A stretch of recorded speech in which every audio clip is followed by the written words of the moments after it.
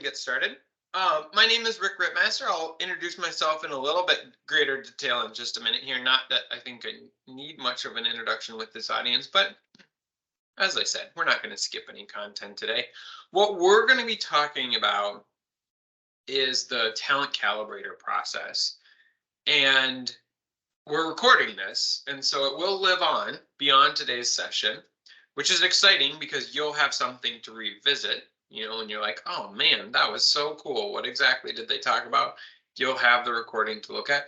You'll also get a one-page takeaway as part of your participation in this webinar. And so there'll be kind of like a quick reference guide, so to speak, in terms of some of the main insights that we're going to share with you. Now, in terms of these webinars, so we do these webinars on a quarterly basis. It's fun now because this is our 5th webinar, and we're starting to develop a little bit of a cadence, right? Some name recognition in terms of the people that participate in the webinars. Because it is kind of a nice, cozy group today, if you want to unmute yourself and ask a question, obviously go right ahead. I do have the chat functionality up, and so I'll certainly be paying attention to any questions that come in that way as well. Now, in terms of who I am, my name is Rick Rittmaster. I lead our consulting practice at CorTalent. I do want to just highlight that CorTalent has made an investment in me to join the Forbes Human Resources Council. I make that declaration in this meeting in part because I think it's a nice insurance policy. If you're ever like, Rick, I just don't know what you're talking about, you can always go back to that community and sort of fact check whatever it is I'm encouraging you to do. And so it's very exciting to be a part of this group and to be able to learn and share with some really top tier professionals in terms of how to drive people strategies in organizations. All right, so the Talent Calibrator process. Let's talk a little bit around what it does. And just as a quick aside, I think, and I will use the remainder of this hour to hopefully demonstrate that talent calibrators are often one of the most powerful and least resource intense processes that executives can do for their organizations to make sure everyone is performing at their highest level possible. It's just such a wonderful combination of driving tactical insights and then laying the groundwork to prepare for your strategic initiatives, really help your organization grow. So I'm very excited to share this content with you today. I think the perfect metaphor to get us started is a race car engine. And this is, I learned a lot preparing for this webinar. This is literally an F1 race car engine. I've been watching a lot of Drive to Survive, so I'm officially an F1 fan now. They're incredibly high-powered machines. They go very, very fast, operate at a very high level. A lot of sophisticated components that need to work together, really in unison, in order to have its desired impact, to perform at that level. And so the metaphor works a little bit like this.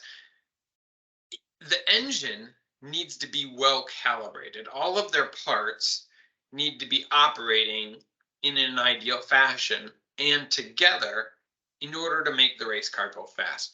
Your people in your organization work the exact same way. Everyone needs to understand their role, but not just understand it, really be contributing to the maximum level possible in order to have the desired effect, which is, serving your customers, helping your company grow, driving additional products and resources into the market. And so when we get people understanding how to leverage all of their talents and working together as part of the team, really powerful things can happen, just like in F1 racing car. But it's that verb calibrator that really is important, making sure that everything is lined up just right to maximize impact. And that's really what we're going to focus on, is taking that concept of calibrating talent and putting some process in place so it feels doable and feels achievable for your organization. So what exactly is a talent calibrator? Let's use some more specific practical language. At its most basic level, talent calibrators match key talent with critical experiences to ensure company growth. And so what that means really is that you've got, it's maybe a slightly more robust way of saying you've got the right people in the right seat on your proverbial bus. But it does some things that are more strategic, I'll say, than just that simple right seat on the bus framework.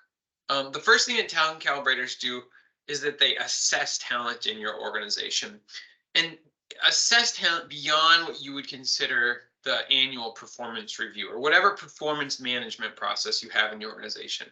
And so the talent assessment is a really important part. The key, we'll talk more about it in a handful of minutes. The key outcome is that you have a very aligned and clear understanding in terms of who your top talent is.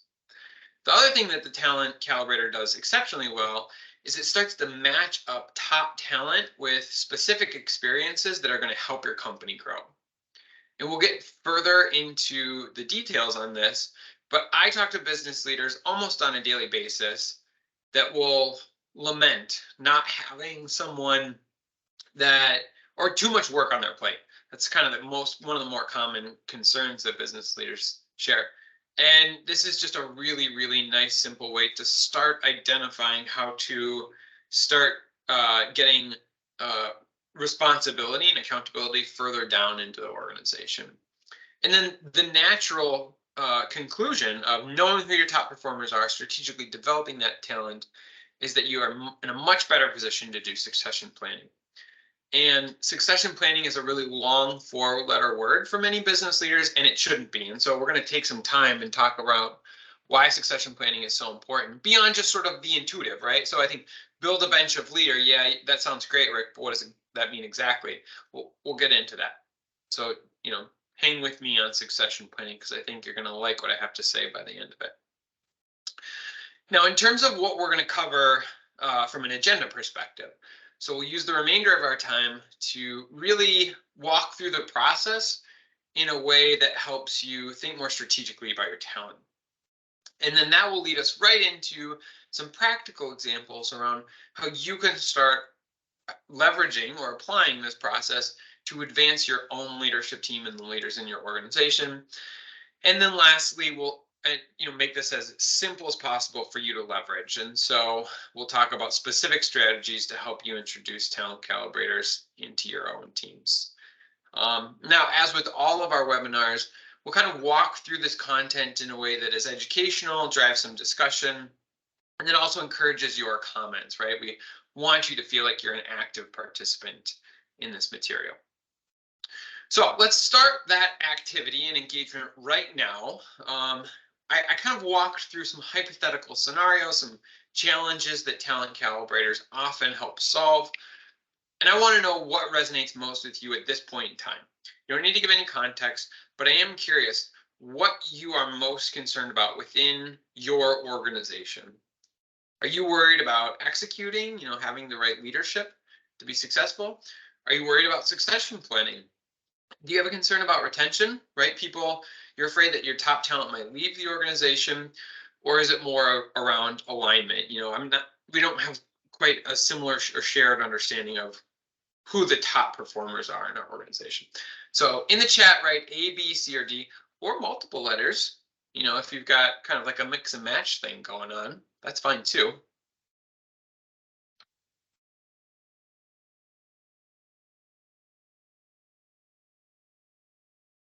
Given that we've got this nice cozy group, it's not going to be a ton of answers. But I do see some coming in.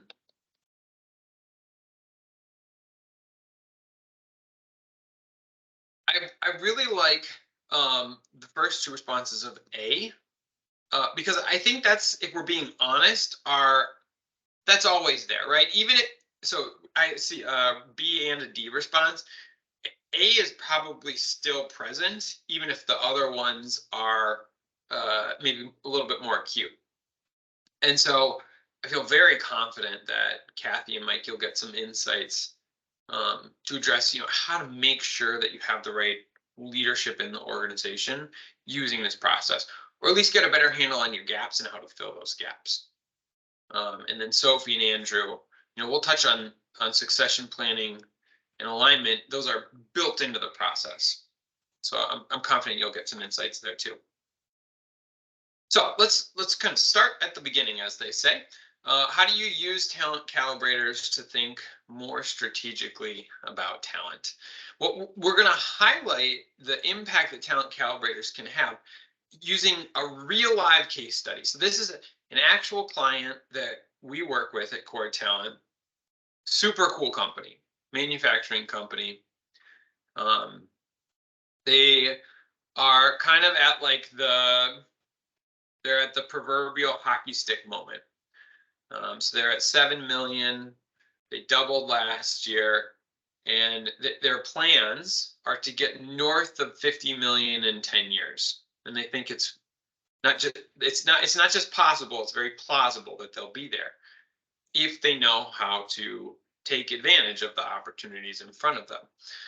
One of the keys is getting more manufacturing capacity within their organization. They're really worried about outpacing their contract manufacturer, and so they're looking to bring manufacturing in-house. Another key initiative that they have is that they're starting to build out more of an international presence, and so they actually have sales and some operations, some modest operations in multiple countries, and they have plans to expand that international sales and operations capacity. And so what, in the chat, what comes to mind in terms of the types of skills and experiences that this company might be looking for? What do you think, and don't feel like there's a right or wrong answer, but gut reaction, what do they need to be successful?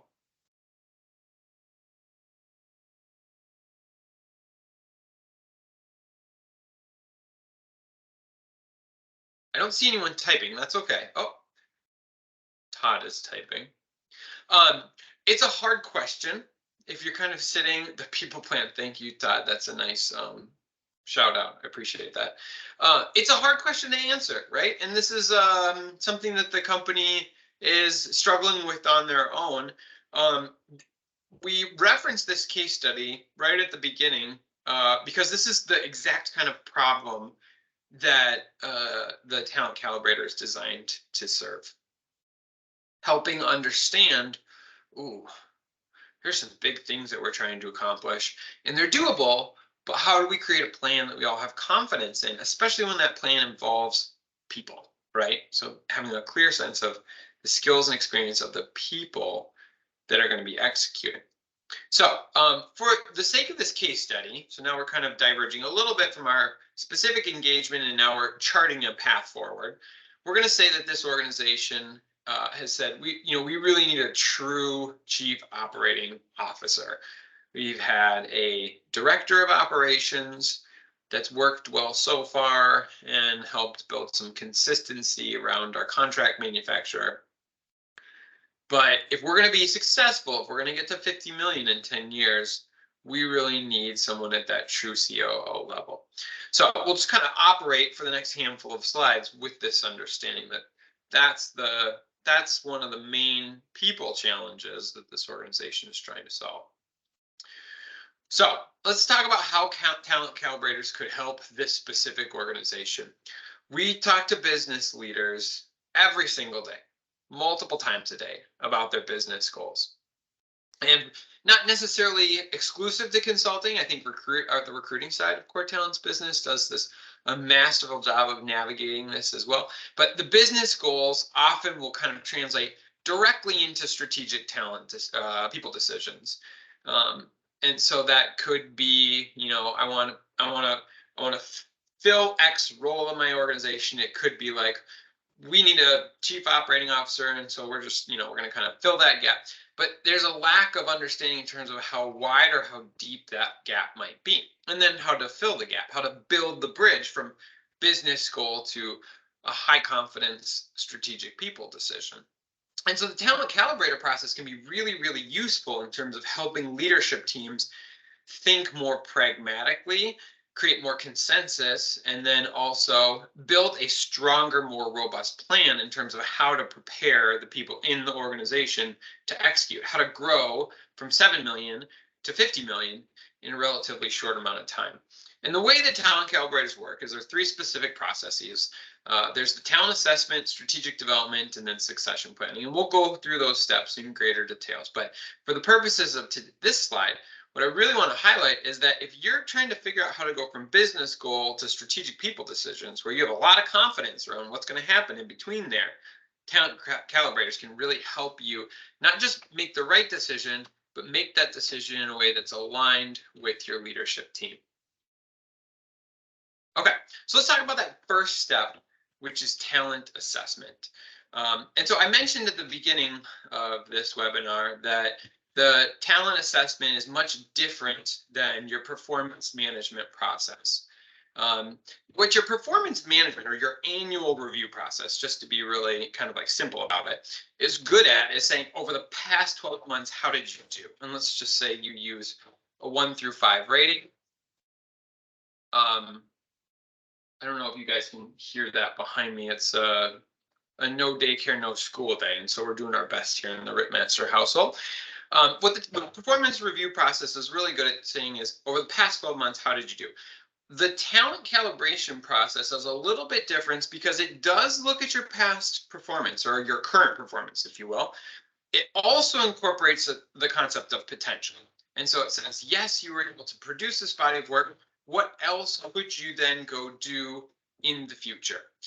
And the third element that the assessment looks at are your passions and your interests. And we like to combine those into one term, which is aspirations. And so you have these multiple lenses with which to view your talent in a way that gives you really rich insights, not just on what an employee can do, but also what they're capable of doing in the long term. And if you take these three factors and you kind of mush them together, you end up with these 5 talent categories that you may recognize because we've actually referenced them in past webinars. So if you're, like a regular attendee, if you get lots of gold stars from the consulting webinar discussions, these might look similar. And so what we do with clients is we actually say, okay, who are the individuals in your organization that you want to discuss, and where would you present these individuals in terms of the 5 talent categories? Now, if you have some experience with the talent review process, this might start to sound similar because there's a lot of overlap between talent reviews and the talent calibration process that we're sharing with you today. Specifically, one of the most significant overlaps is around this assessment process. Many of us have heard the term 9 box.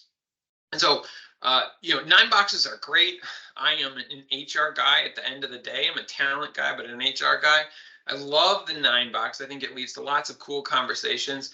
What we know as a field of study from strategic human resources is that the 9 box tends to create a little bit more confusion than it does practical insights. And what I mean by that is that, and I've been part of these conversations myself, leadership teams will get tripped up and they'll say, oh, is this person high potential or are they a potential gem? And the little words, little specific minute details end up getting blown out of proportion, and 45 minutes goes by and then you're like, oh, actually they're a core player. And so it can create kind of this academic understanding of what these boxes actually mean. And that's really different from the 5 box model. The 5 box model is intended to be this sort of quick, easy, almost intuitive assessment on where people should go. And then you get to the development phase much more quickly, which is where all of the value of the calibration process derives from. And so talent reviews tend to spend more time on slotting, whereas the calibration process we honestly try to spend as little time on slotting or assessment as possible so that we can get to development and succession planning. So what we're going to do, let's go back to our case study, right? We want to grow, we want to find a true COO. We're going to actually use this process and we're going to apply it to a director of operations. And so we're going to say this is the current director of operations. Her name is Shauna Johnson, made up person, just to be very clear, doesn't actually exist. But we're looking now at her current performance, her future potential, and her aspirations. So again, no right or wrong answer, purely for the spirit of practice. In the chat, where do you think Shauna should be assessed? What box of the 5 boxes do you think she should be in?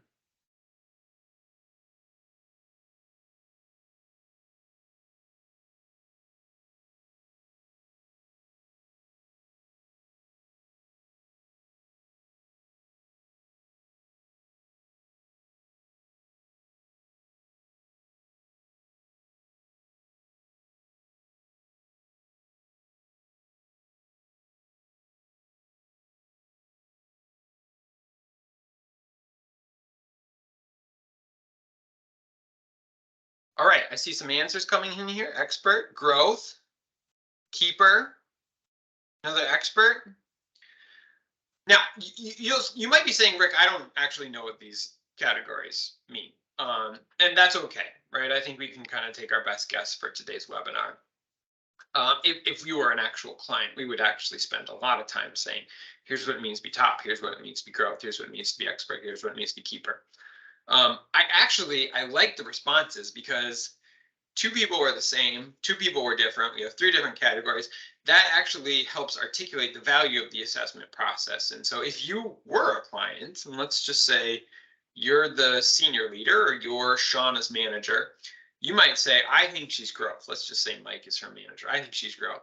And then Sophie's like, oh, I don't really see growth out of her. I actually think that she's more in that keeper category, which is, as a shorthand, someone that you definitely don't want to lose, but isn't really going to advance much further than where they're at right now. And then a really healthy conversation unfolds. And so this exercise actually is a really good description of how the Talent Calibrator can drive really good initial insights that influence how you develop a succession plan in the organization later on down the road. Now, it doesn't really matter where Shauna is for this assessment, and so I appreciate you for entertaining me and sharing your results or your where you would place Shauna.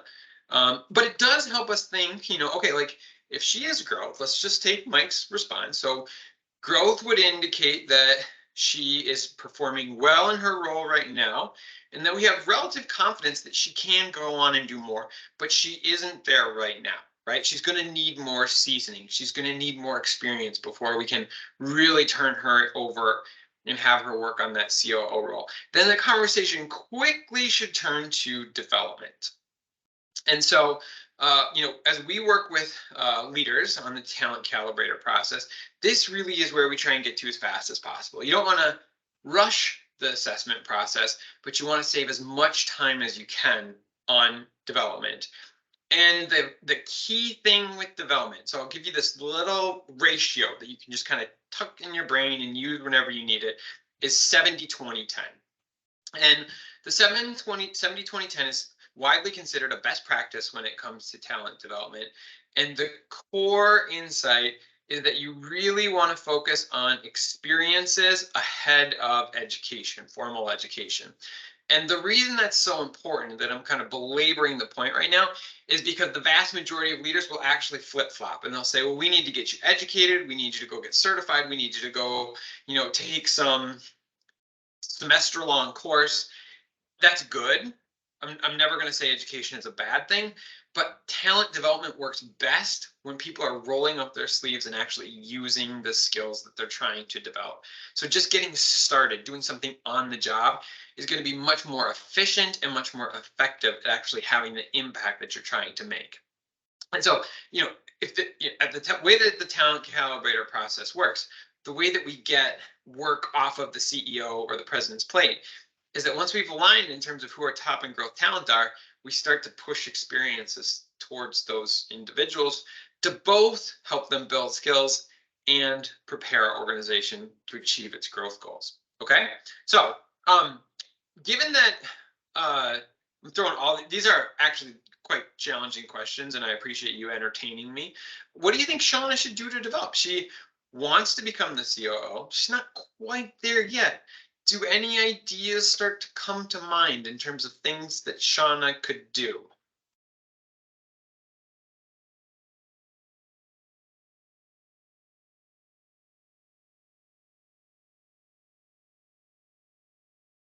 Learn to delegate, classic. That could apply to almost anyone, anywhere, anytime. I like that, Mike. Got some other ideas coming in? Sophie's my colleague, so if she gives a bad response, I can give her a hard time later on.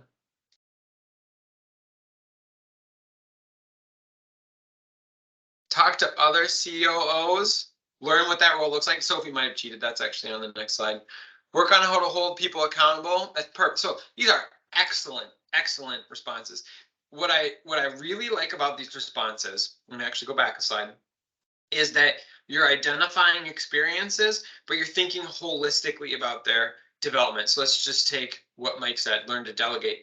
So that there's a very focused practical application, right? Shauna, you need to actually go out and delegate more of your work, but also maybe talk to this person, get some coaching because they're really good at it and they could probably help you figure out how to do this a little bit faster. And oh, by the way, here's a course on LinkedIn Learning that actually has like a 4-step process that walks you through what effective delegation looks like. So within these experiences are kind of you're covering the whole umbrella. So this is just fantastic. I really appreciate the insights here. Now, part of what we do, part of the value that we provide is we actually, we talk about employee development a lot, how to build skills. And so we'll work with you and your leadership team to say, okay, here are some development experiences based on your organizational need and the specific person that we would recommend. And so let's just kind of expand Shauna a little bit here and say, what could Shauna do? Well, she could lead the in-house manufacturing initiative, right? I mean, there's a ton of great experience there. Work very closely with the CEO and other key stakeholders to both build the plan and then execute on the plan. Sophie, I can't remember if you saw this previous. I'm going to say no. I'm just going to give you full credit for it. Sophie astutely called out that she should build relationships with other people who have the skills that she wants to build. So seek mentorship from operations senior leaders. And then in the middle, really build relationships with people who are experienced in working internationally. And so, within this simple development plan, there is an experience-related development initiative, 2 coaching-related development ideas, and then likely some education that would need to come out of it, but we don't need to overemphasize that, right? She just kind of needs to start going. Okay, so the third step is succession planning, right? We've assessed the talent. We've transitioned as quickly as possible to development. Now we want to get to succession planning. And I'll go back to a comment that I mentioned previously. Succession planning can feel, it has a lot of mixed emotions, right? I think we all understand the intuitive benefits of it, which I've listed on the screen. We want to have a bench strength of talent to draw from, right? Like we say, well, this person could do it, or this person could do it, or this person could do it. That's a wonderful problem to have. We also want to make sure that once we've identified our top talent, that we're preparing them and we're grooming their careers so that they stay within the organization. So succession planning is really important. It does invoke a little bit of like, are they trying to take my job of a mentality? I will do my best to honor those maybe conflicting emotions, but really lean into the idea that if you're not succession planning, you're putting your organization at risk. And at a minimum, you're not taking advantage of the opportunity that succession planning can present. Now, in terms of succession planning, it actually is a relatively straight process. You need to think about readiness, right? And so readiness can be, you can slice readiness any way you want. I encourage simple and easy rather than complex and rigorous. I would say ready now, which is like, here are the keys, let me know how it goes. 1 to 2 years, and you could say 3 to 5 or 3+. Within succession planning will also be the development conversation. And so succession planning is in and of itself a development planning initiative, right? And we could just as easily, right, say for Shauna, she's on, part of her plan is to prepare for a COO role. And then one of the conversations would be, do we want to make this explicit, right? And that's a whole nother discussion, which we don't have time to cover, but part of the discussion. And so making sure that whatever development needs are needed for that role specifically, you're covering them in the development plan. And then arguably the most important part of succession planning are the organizational needs.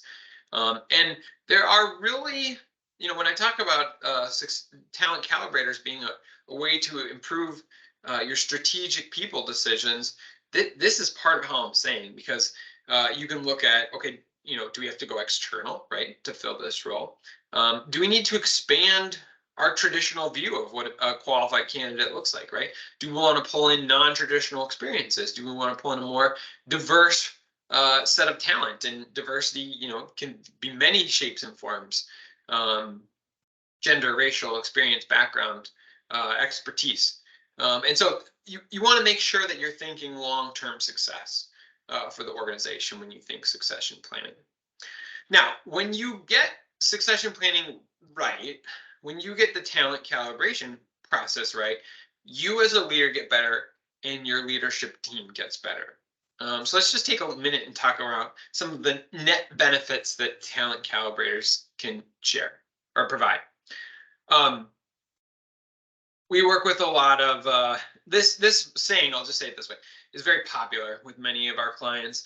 And the meaning behind this saying is that we as leaders need to learn how to let go sometimes of the processes or the things that we just hold so tightly on, but that really tight grip might be holding back the growth of our organization. We need to trust that our organization has the capability to thrive.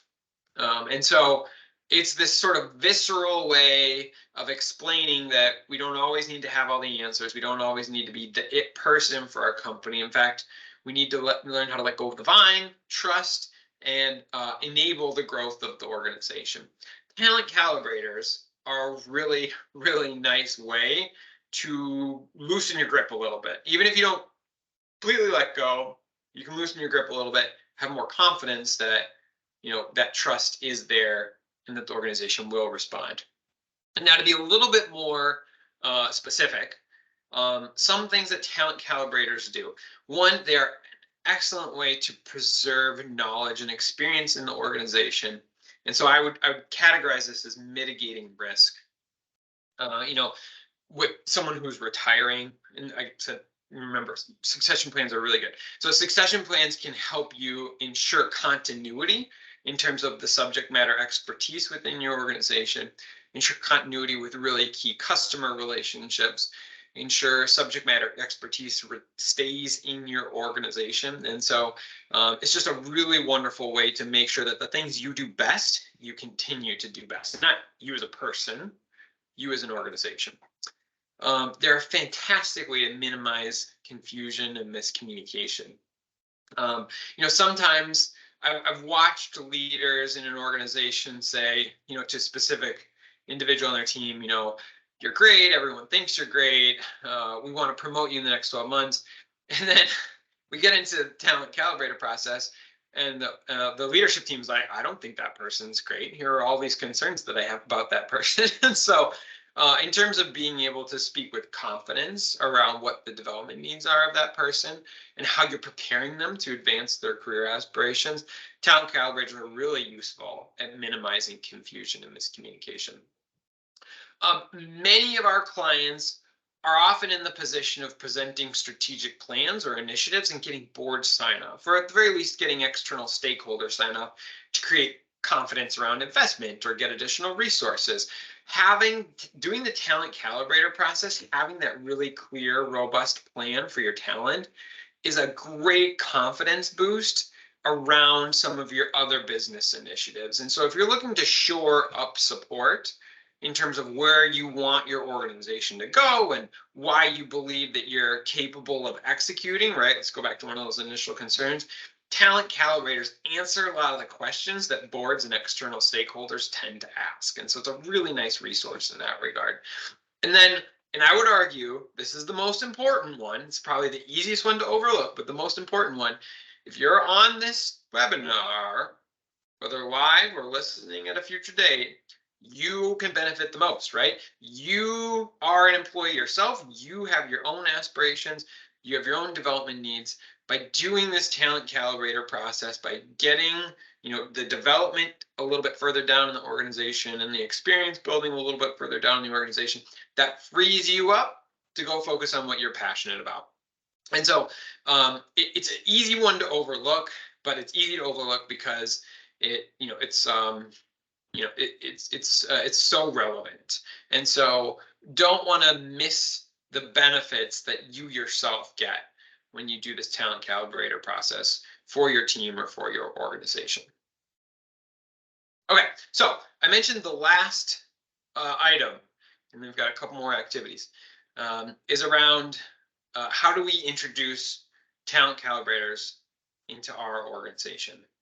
Well, let's go back to that initial list of concerns that you might have, right? So those concerns, those are on the left-hand side of the screen.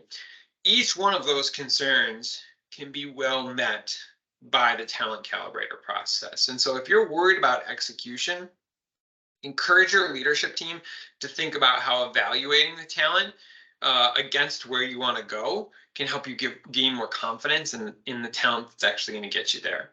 And at the least, you'll understand what the gaps are with a little bit greater clarity. If you're worried about who's going to step up, well, the talent calibrator is going to help you understand how deep your bench is, right? And sometimes it's zero. And so if it's zero, then we kind of need to have a backup plan. Or if nobody is in that succession plan, we need to figure out who likely could. Talent calibrators can help. If retention is a concern of yours, and I think retention is a concern of the majority of the clients that we work with, this is, I would argue, the best way to identify who the future leaders are of your organization. And not just in like, I'm sitting at my desk, I think this person is top talent, in a way where you're sort of declaring why, at the leadership team, you're declaring why this individual is the best talent. And then you're gaining buy-in around that assessment or additional perspective in terms of why that might not be the case. And then lastly, alignment, that rating process or that assessment process that we actually went through in this kind of simulated fashion is just such a wonderful opportunity for leadership teams to share their perspectives. And, I was taking kind of a humorous but critical lens in terms of like, okay, we're talking about one person and we have three different categories that are being discussed. The other benefit is when you're like, oh, this person's top talent, I didn't realize they were top talent. I have a development need on my team that I think they might be a good fit for. And that's when it gets really exciting, because you start to identify, how people can add more value just right there in the assessment process. So, if nothing else, this slide is a way for you to take the insights that we've shared in all the previous slides and kind of condense it down into how to make this, sound most appealing to your leadership team. Now, giving Todd a shout out, he did say that people plans are really helpful. The Talent Calibrator process actually is part of our people planning initiative. And so, if you've attended past webinars, people plan might sound familiar. We actually did, Mary and I did a whole webinar just on people plan. The Talent Calibrator process fits really neatly and cleanly into the people planning process. And so for our people plan clients, there's kind of this holistic overview in terms of what they're doing to support their talent and where they maybe want to spend more time and energy. And that yellow bar that you see on the screen, this is the line where we talk about talent calibrators. If there's a plan to develop future leaders, and then we have the assessment and the succession planning process spelled out. Okay, so this is our last activity. I've talked a lot today. I appreciate it. You've stuck with me for 41 minutes, 42 minutes. And what we're going to do now is we're going to kind of like take a step back, reflect, and figure out what that one action is. Because I always want our webinar attendees to feel like I have something that I can go and do. I've understood the content. I think it's interesting. I need to figure out how to apply it now. So Kathy, she's a veteran for our webinars. She's already typing her idea. Once you have that action, I'm curious, put it into the chat and share how you're going to apply this content. Kathy's going to do some development, which is fantastic. hopefully get some work off her plate. Mike's going to do some development too. It's that 70-20-10 ratio. I think that's what did it for you, Kathy and Mike.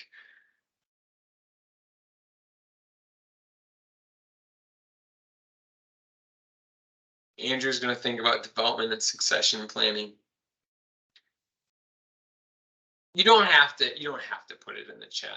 I like to see that as a facilitator. It makes me feel good to see your ideas. Okay, so oh, and Sarah's going to do some succession planning as well. That's fantastic. Thanks, Sarah. Now, this is the way I end every webinar. I like to kind of just take a quick step back and say, holistically, at CorTalent, we help you get the people part right. And there's a lot of benefits to getting the people part right. And, at the very beginning, I said we can do that through placing talent in the organization. We can also do it through helping build talent development initiatives and use processes like the Talent Calibrator. Now, when we do that, when you're focused on getting the people part right, collaboration goes up in your organization, engagement goes up in your organization, stress actually goes down for employees. They're healthier, they're happier, and you retain individuals longer. So there's a lot of benefits. Now, in terms of consulting, we work with clients on a wide variety of different topics. People plans, like I said, accelerators. We do bespoke consulting arrangements as well. Often, right now, workshops have been very popular. People wanting to kind of infuse a little bit of energy and skill building in their leadership teams. And so know that we're a ready and willing partner from a consulting perspective. And of course, our recruiting services are world-class. And we have just an absolutely sterling reputation in the industries we serve and with our past clients in terms of both our retained search projects and then also our project-based search projects. So with that, I'd like to say thank you